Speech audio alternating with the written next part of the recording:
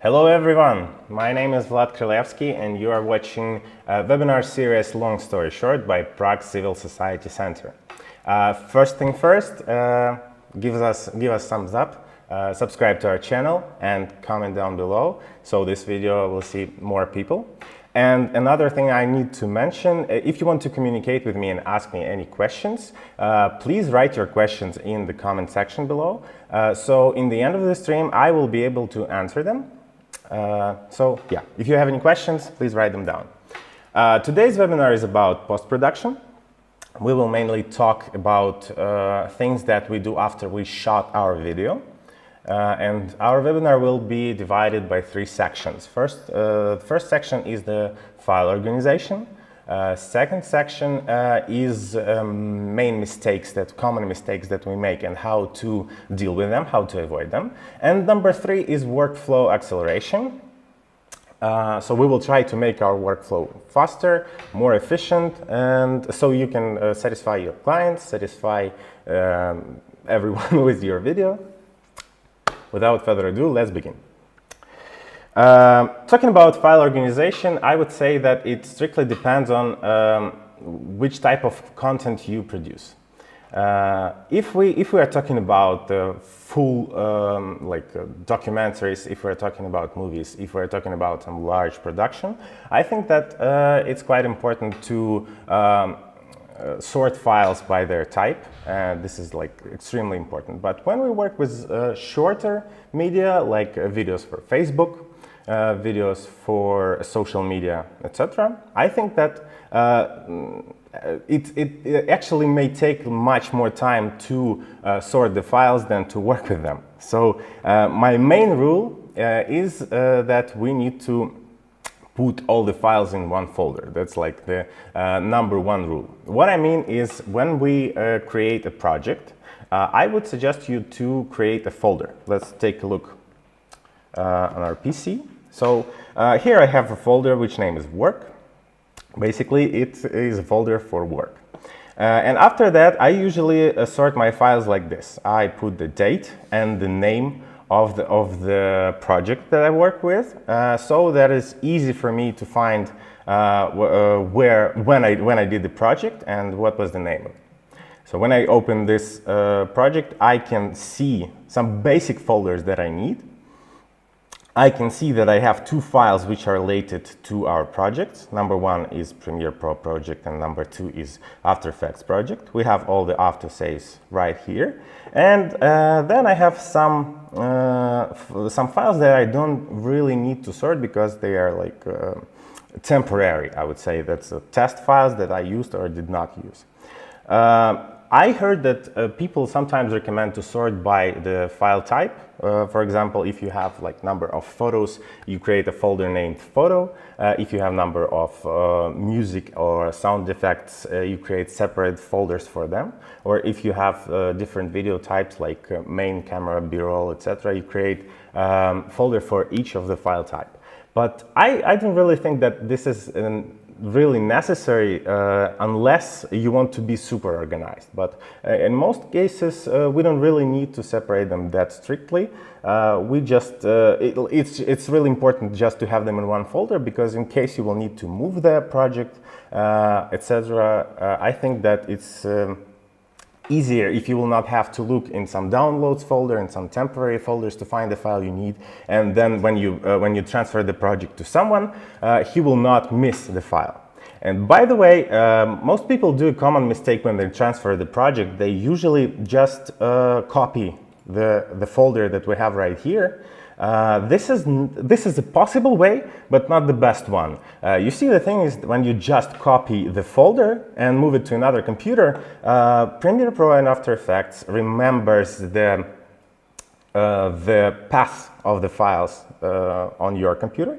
So basically, if the person I'm working with moved this folder not to C, VK, work, and then this folder that I transferred, he may have a problem with missing files. The proper way to transfer the project is more like this. When you open the Premiere Pro, you go to the top left corner, click Edit, and there you have click File, then you have Project Manager. You click over here, choose the sequence or sequences that you need to transfer. Then if you want to see how much storage that it takes, we click on Calculate. It says that it will take about 5 gigabytes to transfer this sequence I've chosen. It's training. And you can see that the original project is 70 gigabytes. So if you don't really need to transfer all these files, it's a great way to save some space. After you calculate it, you can choose the destination path. For example, the same folder that you have. Over here, default settings are fine. And after you click OK, it creates a zip file, which is named by the name of the project, but with a copied prefix before the name. And after that, this zip file, this archive, you can move freely, and all the dependencies, all the paths of the files will be saved. And I think that this is the best way if you would like to transfer the project to someone. By the way, I forgot to tell you a little bit about myself. My name is Vlad Krylevsky. I worked for Radio Free Europe, Radio Liberty for about 2 years, and I also worked as a freelancer for several other Ukrainian media outlets like Liganet and Ukrainian Public Broadcasting Company. Right now I work for Amma Media. This is the company which creates social media videos for Facebook, Instagram, Twitter, etc. for social media basically. So to sum this all up, I edit videos on a daily basis, and I can tell you that I think that probably most of the things that Premiere Pro can do, I know. But today I learned one more thing. If you would like to open the window in the full screen, not like this, but like this, you need to click Control tilde instead of just tilde. So you learn every day. Coming back to our structure. I also wanted to tell you about the organization part, and the essential thing that we need to mention is do not work with autosave.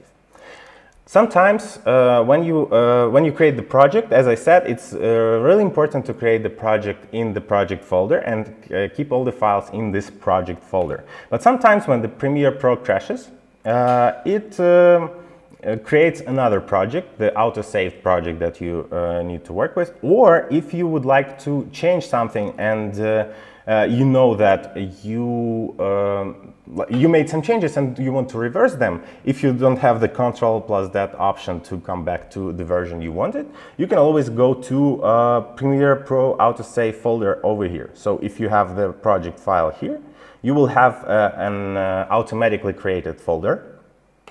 When you double click on it, you can see a number of versions with exact date and time when they were created.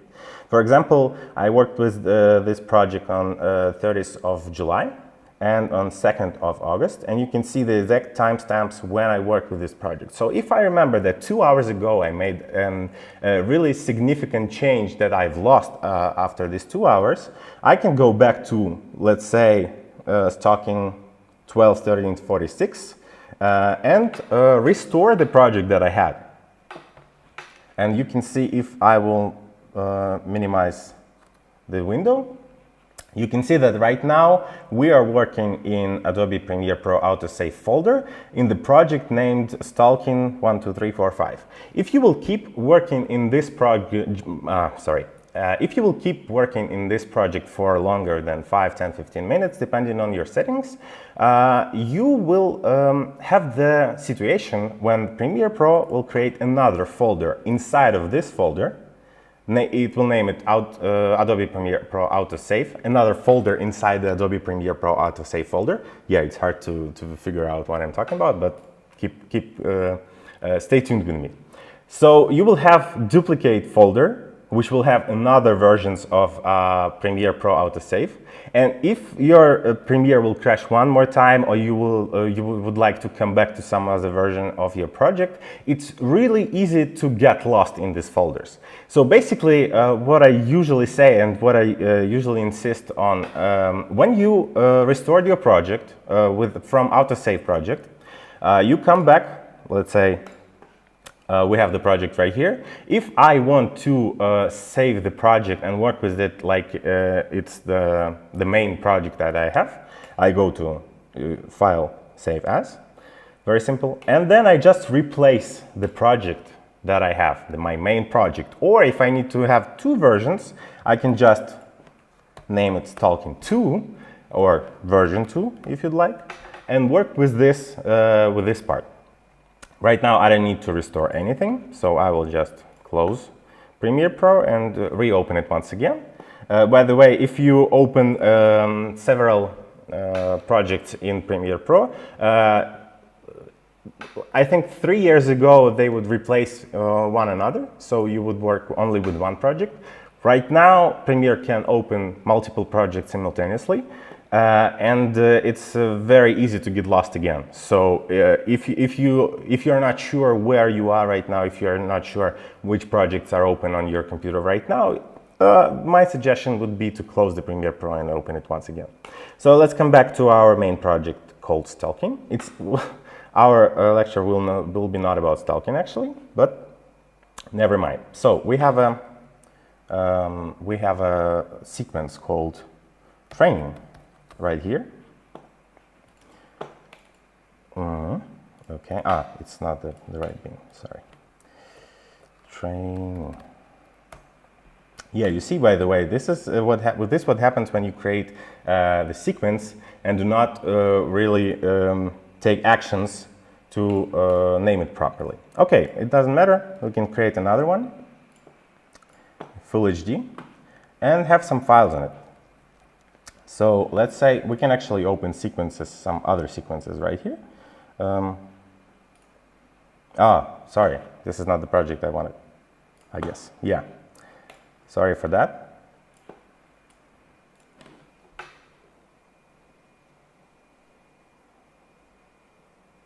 Right now we will talk more about the common mistake that people make. This is the project that we need, Treasure. So right now we will talk about common mistakes that we make. And here are the sequence that I was looking for, Training. Just got lost in my own project. So let's just take a look on two file sequences that we have right here. I will open it on full screen so you can check. If you had this much coffee, box of fruit, or a huge pile of snacks, would you throw it all in the garbage? That was number one. And right now, let's check the number two. If you had this much coffee, a box of fruit, or a huge pile of snacks, would you throw it all in the garbage? Oops. So I would like you to answer to yourself which one was more pleasant to watch. I think the simple answer will be it's definitely number two, because it didn't have that much mistakes that number one had. So let's check out what I actually mean by that. Over here we have just a regular shot with no any changes, so this is the default settings. If we'll click on here, by the way, you can see that we restored all the default changes and default settings, and nothing changed in our monitor. So let's watch the first clip. If you had this much coffee, nothing is wrong with it, but when we go to the clip number two, take a closer look, or closer here, let's call it like that. Just listen carefully to the place where those clips touch each other. Box of fruit. You can definitely hear that something bumps right over there. Box of fruit. Box of fruit. Can you hear it? Box of fruit. Great.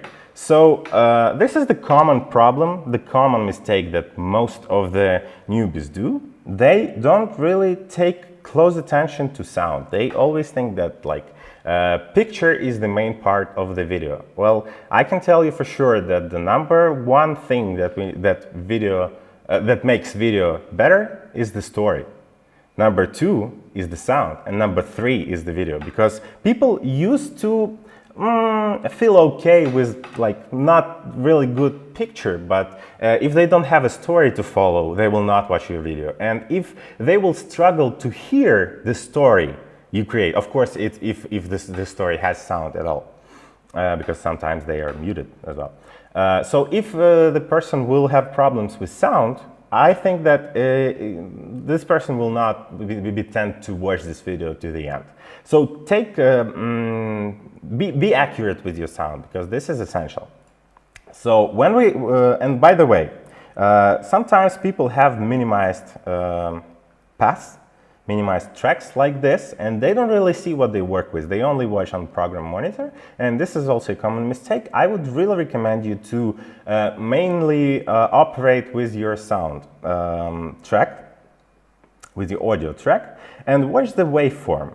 You can basically, most of the times, you can edit blindly just watching the waveform, not the program monitor. So when you open this one, you can see definitely that over here in this exact place, we can see that this wave, let's open it even bigger. So you can see that, you can see that right over here we have a wave that basically starts from nothing. If we will just move everything over to the right and unfold this clip, you will see that the word probably starts somewhere over here. I don't know, I don't have a sound right now. You can see that I don't have headphones. But just watching the waveform, I can tell you that probably this will sound much better than at the beginning. I will just apply the default sound transition and make it a little bit bigger. By the way, by default, you will probably have the sound transition like this. In the settings menu, you can change the default transition timing. So I usually have it on 2 frames, minimal, but I can also always unfold this default audio transition. So let's come back to our regular view, minimize this track a little bit, move it right here, and take a listen now. Box of fruit, coffee, box of fruits, box of fruits. I really hope that I was not wrong, because I cannot hear what I've done right now, but you can tell if I was right or wrong. After that, we can see another problem on the clip number 3. Let's watch it. Or a huge pile of snacks. Or a huge pile of snacks. Or a huge pile of snacks. I guess you can see that the audio and video is not synchronized in this clip. By the way, we can see that it has exactly 39 frames run. So basically our sound right now is 39 frames earlier than our video. You can also change this in settings. Settings is one of the most essential part of your workflow. So if you just started working with the project, if you're just started working on your video career, video editing career, I would suggest you to start from settings. And let's, by the way, maximize our window and come back to edit. By the way, to maximize and minimize your window, you can use Control backslash. Control backslash maximizes and minimizes your video, your window, as you see on my screen right now. So when you will open Edit, Preferences, and choose any part of the settings, let's say General, we can see that over here we have a lot of settings, and I would actually suggest you to take about 30 minutes to figure out what everything does. Maybe just Google some parts, but for example, if we're talking about transitions, if we go to timeline settings, you can see that here we have settings for default video transition, default audio transition. By default, I think that audio transition take 30 frames, not 2. But you can change these settings right here. Yeah, so coming back to our not synchronized audio and video. To fix this problem, now you can see that our audio and video tracks are separated. This is also a thing that most people struggle to do, because by default, the clips, the audio and video, they are linked together. To unlink them, we right-click on the clip and choose unlink, and backwards we check both tracks and click link. Very easy. Over here, if we'll click link, we will have a problem with managing this unsynchronized tracks. So we need to unlink this clip, move it just a little bit over here, and move so this will, we will not have these numbers over here, as you can see. -12, +12. We come back to our regular part. Then we cut, trim, unfold, whatever. So we have the video audio track all together. Then we link both of these files, and now we can use this clip as usually. Let's come back. Oh, by the way, the quick way to trim this empty space is to right-click here and click on Ripple Delete. It will not work exactly as you wish all the times, but in simple and basic sequences, it will work like magic. So click here, choose the default audio transition. By the way, we will talk about this a little bit later, but the quick way to put the audio transition is to press Ctrl-Shift-D on your keyboard, and Ctrl-Z if you want to undo it, obviously. So let's check the clip number 3. Or a huge pile of snacks. Much better, right? Or a huge pile of snacks. You can at least see that his lips are in sync with his sound. And the clip number 4, it actually looks good, but something is wrong with the sound again. Let's see. Would you throw it all in the garbage? So the problem is that the anchor here, his sound is way tinier. It has less volume. So I actually made it on purpose, of course. But right now I will show you how to fix the problem if your sound is not consistent throughout the whole sequence. So if we will click on the file, we basically can go to Effect Controls, open the volume part here, and then change the volume plus or minus. But I like it a little bit different.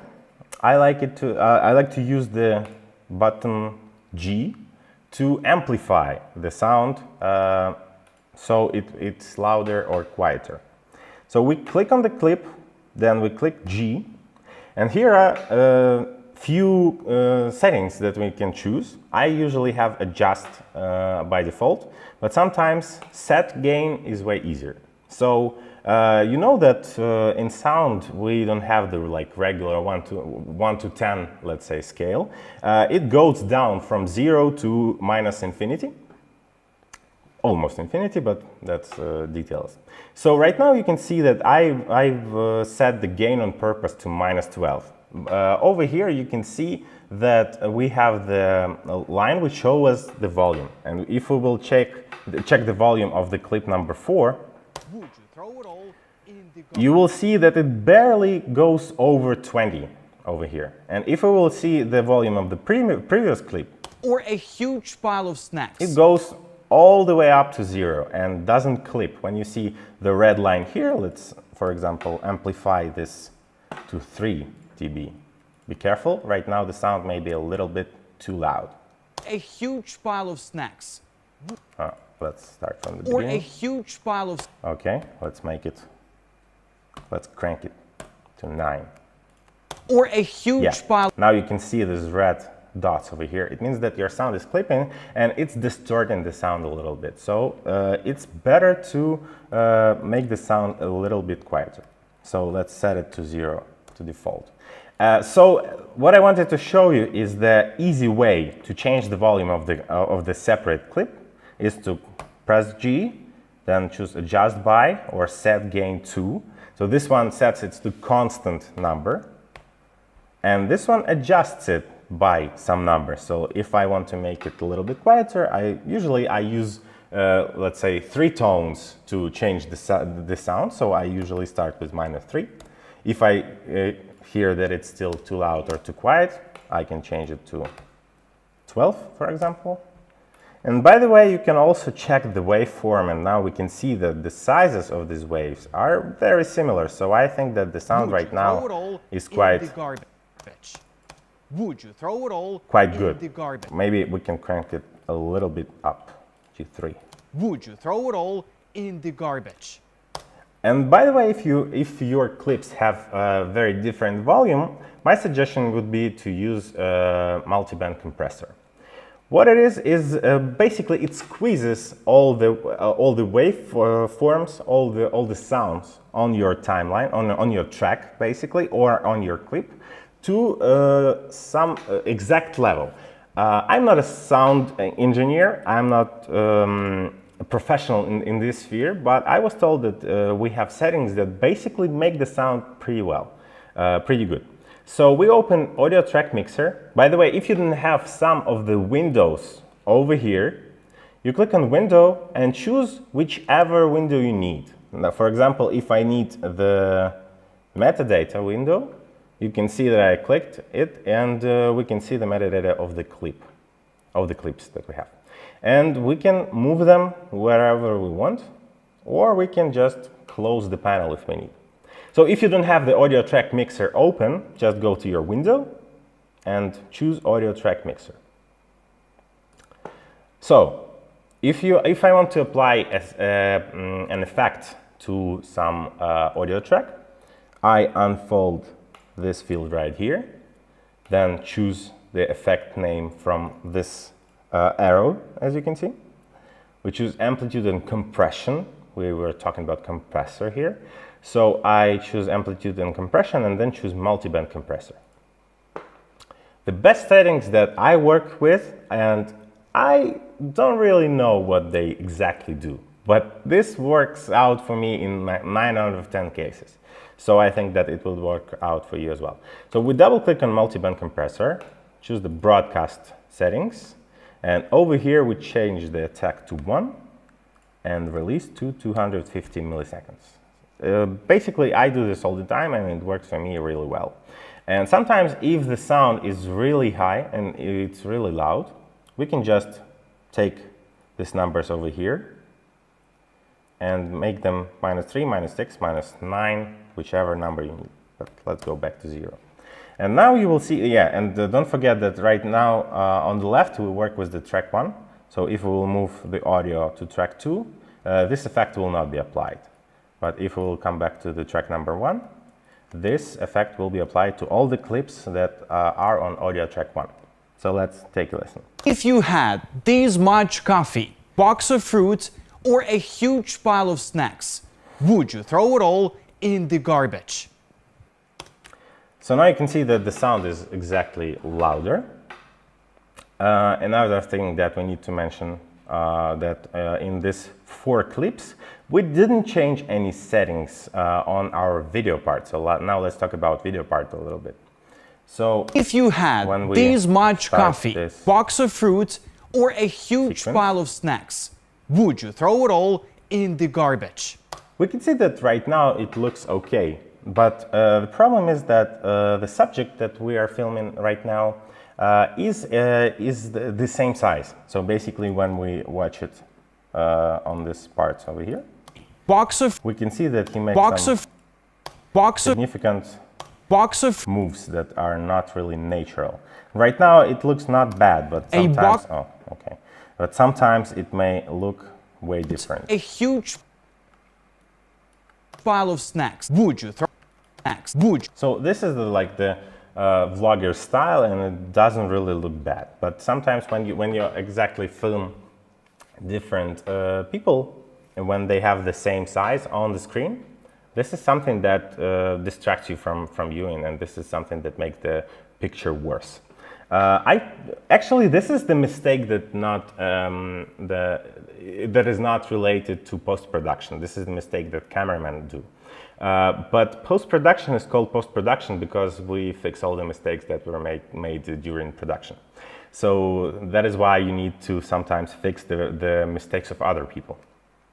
I've tried. This was shot intentionally, not for 16:9 frame, but for a more squarish frame. So I wouldn't say that this is the best example that we could see. But let's just take a look on this part that I've tried to fix a bit. If you had this much coffee, a box of fruits, or a huge pile of snacks, would you throw it all in the garbage? As well, this is not like the best thing that could be done, but at least it makes the picture a little bit more variable, and it just makes it richer, I would say. And our eye can have like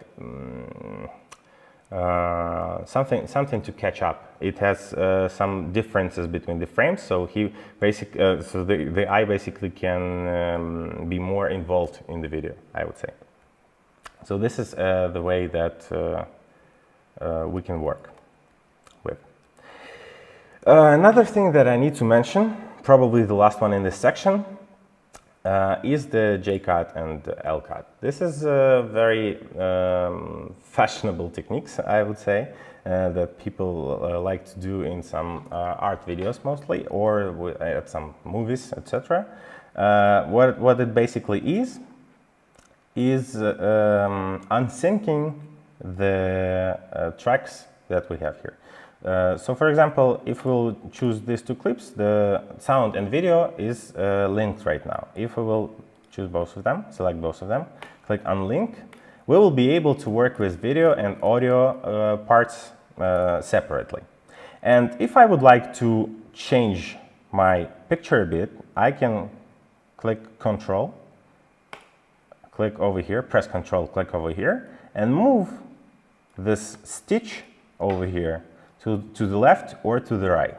So when we watch the video, a box of fruit, we can see that the sound starts earlier and the picture changes later a on. box of fruit, a box of fruit. This is the effect that can be used to mask some not the best stitches that you have in your sequence. And this is also the way to make your image richer, so you can use it. And as you can see that we already mentioned a huge number of buttons, a huge number of mouse clicks, etc., etc. I think that it's a great time to speed up your workflow. Maybe let's first of all check if you have any questions, if you had any questions during our stream. Let me take a look. Yeah, for now, no questions, but if you will have questions related to the previous sections of our stream, or if you have any questions right now, feel free to write them down. I will be glad to answer. But right now, let's go to workflow acceleration part.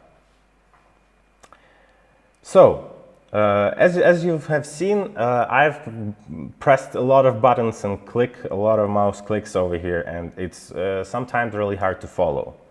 I can tell you that the more you edit, the more used to hotkeys you will be.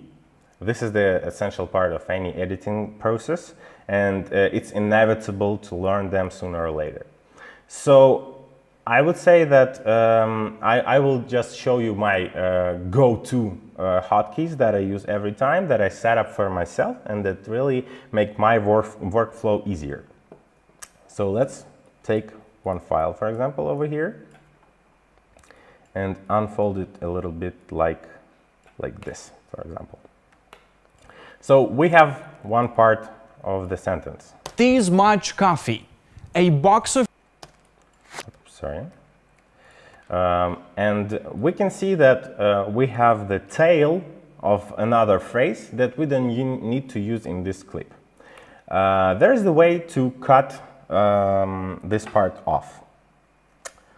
The default way to make a cut is to go over here to Razor tool, click on it, then come back over here, click here, cut the clip, come back over here, choose the arrow button, selection tool, click over here, then click delete. So it took us 4 steps in our history. But there is an easier way to do this. First of all, as you have seen, when we want to select some instrument, we can see that here it says Razor tool and C. And here we can see selection tool and V. So the very first hotkeys that you need to learn is V and C, and especially V, because this arrow is your main to-go tool to work with. So whenever you have any other instrument over here, it will show up like this. It will show you like different ways to interact with your clip. But whenever you have something, whenever you have something that is, let's say, the razor tool, if you would like to use this to move this clip, you will not be able to, because you will cut it, like chop it, and it will be impossible to move it. So first of all, you click V, and then you are able to move your clip. And you click C to cut it. Another way to cut is not to choose the razor tool, but to to put your playhead somewhere and click Control K, which will cut your clips on two. And after that, you will be able to delete this clip. But a better way to do this, by the way, if you have the cut, you can always click over here and click delete to delete the cut, if this is the exact same length of the clip. So if this is the this clip continues this clip, you will be able to delete the cut. So to set up your own hotkeys, you go to Edit, then you go to Keyboard Shortcut, and this is something that looks a bit weird at first, but the more you edit, the more you will get used to it. Over here you can find all the commands that you have. So for example, if you would like to find the Control K, which makes the cut, we type here Control, and let's type Control K, and we can see that it's called Add Edit. So for my workflow, I decided that it's not really easy for me to use Control K, because on your keyboard it has quite a distance between those two keys, and Make Edit is like probably one of the most used things that I use during my workflow. And if I want to use two hands, I need to take my mouse off and then press Control K. So instead of this, I binded the E button, the E shortcut, to this command, because I didn't really use the E button that much before. So I only used V and C, as you remember. So when I come back, when I come back to keyboard shortcuts, in order to reset some of the combinations, some of the hotkeys, you need to double click over here and choose another one which you have. So let's, for example, right now delete this E command and reassign it once again. So I double click here and click E, and now as you can see, E button will do exactly this command, add edit in your sequence window. We click OK, and right now if I just click the E, it will make a cut. The same thing I did with the Q and W buttons. We have other, let's click on Q. You will see that over here, So this is the command ripple trim preview edit to play. Yeah, it sounds really complicated, but basically what it does is it deletes everything in the clip on the left or on the right from your playhead. So for example, if I want to trim the last part, the second part of this clip, I click on W and it basically deletes this part. And if I will minimize the sequence, go over here and click W, you will see that all the clips will move to the left, the exact amount of space as this part of the clip took. So when I click W, everything moves to the left a bit. The same thing works with Q, which makes exactly the same thing, but to the left from my playhead. So when I click Q, you can see that it moves, it deletes the left part of the clip. So using these three buttons, I can quickly cut a long. Let's mute the audio track, so we do not disturb with the sound. So yeah, let's reset the settings of the clip. So as I said, waveform is one of your best friends. So I can see that this part is silent, for example. I go right over here, click Q, then go to the end of the phrase, click E. This is probably some sound, so we can erase it as well. Click Q, then go back, click E, click Q, E. Let's say that we don't have the E here, but we put the E here, and click W, and voila, we came from this clip to this clip. Very easy, very fast, very simple, very efficient. So this is like the go-to key hotkeys that I assemble for myself. Another very useful hotkey that is actually a default hotkey, but not everyone know about it. Sometimes we stumble upon this situation when we have the audio clip, but the video part is missing. So we cannot like retrieve this video part for our audio clip. But it's actually very easy to fix. If you would like to find this exact part of your audio or video, you just select the clip that you are looking for and press F. And in our source monitor, we can see this exact part from our source file, and you can see that right now it's selected. So you can basically take the whole clip over here, or you can just take the video part over here, or you can just duplicate the sound if you need over here. So that's really easy, and it saves a lot of time, because I've heard so much sad about this problem when people just lose their part of the clip and then just, oh, okay, I need just to re-edit it from the very beginning. So no, right now you know how to find the exact part of the video in source clips. Okay, what else? Well, first of all, you remember that your best friend are two hotkeys, Ctrl-Z and Ctrl-S. Whenever you feel that something may go wrong, quickly click Ctrl-S. And actually, I have, right now, when I'm in browser and I feel something goes wrong, I click Ctrl-S, even though it doesn't do anything useful for me, but it just my habit right now. I cannot live without the Ctrl-S function. And the Ctrl-Z is, of course, another essential hotkey everyone knows.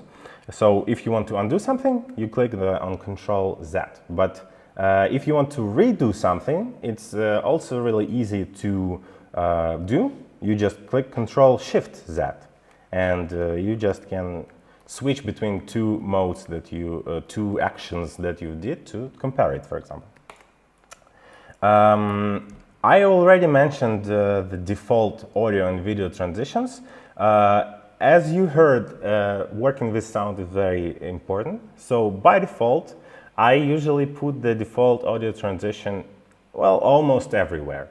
So if we have clips and I see clips like this and I don't see any audio transitions between the trims, I just, well, first of all, if you want to put the default audio transition in the exact spot, you click on it, or you click on the stitch on the trim right here, and you click Ctrl-Shift-D, as I said already.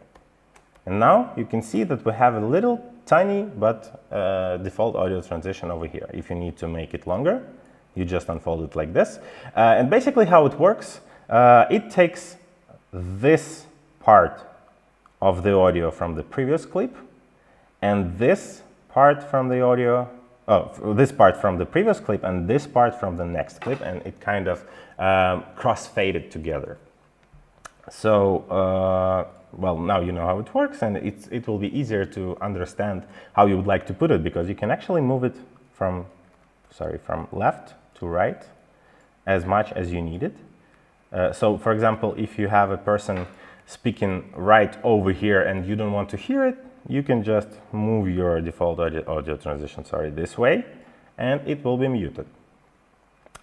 Another thing that we have is the default video transition. It's not that commonly used right now, but sometimes it's very important when you import some image, for example. Yeah, we have the image over here. Oh, well, it's not image exactly.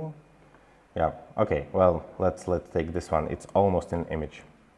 So if you wanted to crossfade to your timeline, you click Control D. The audio transition is Control Shift D, and the video transition is Control D. And as you can see, the default video transition right now is cross dissolve. It basically fading in your timeline. And if we will play right now, you will see that it changes the opacity from 0 to 100 during this time span. And if we'll make it longer, you will see that this happens longer. It's not really common to use nowadays between some clips because it will look a little bit outdated and weird, I would say, especially if it's long. This is some kind of trippy transition from one state to the other, as you can see. But sometimes it also may be useful. So this is probably my main go-to tools that I use. And let me see if we have any questions. All right, it seems like everything is clear or everything is absolutely not clear. But anyways, you will be able to re-watch this video because it will be saved on Prague Civil Society Center. Let me check if we, yeah, I think that we've covered everything right now. So let's see if we will have any questions like for another 30 seconds. And if not, well, yeah, this is probably the best time for you to put a thumbs up, subscribe to our channel, and leave some comments afterwards the translation. So we will have your feedback and we will know was it useful or not, which are the most essential parts that you will use in your workflow. And basically, this is a good chance to interact with our content. Subscribe because we'll have more useful content on video creation, on storytelling, etc., etc. So that would be very useful for you, if you're interested, of course. So yeah, right now it seems like we are fine with questions. I hope that this webinar was useful for you. Guys, you can find me on social media. My name is Vlad Krylevsky. You will see it on screen. On the name of the clip of this video, of course, of this translation of the stream. So if you will have any questions on video editing, if you will have questions on storytelling, if you just need help with your video creations, feel free to write me. I'm on Facebook as Vlad Krylevsky. Add me to your friends and send me your messages. And for now, I think that's it. Thank you for joining our long story short webinar series from Prague Civil Society Center. Have a great time and goodbye.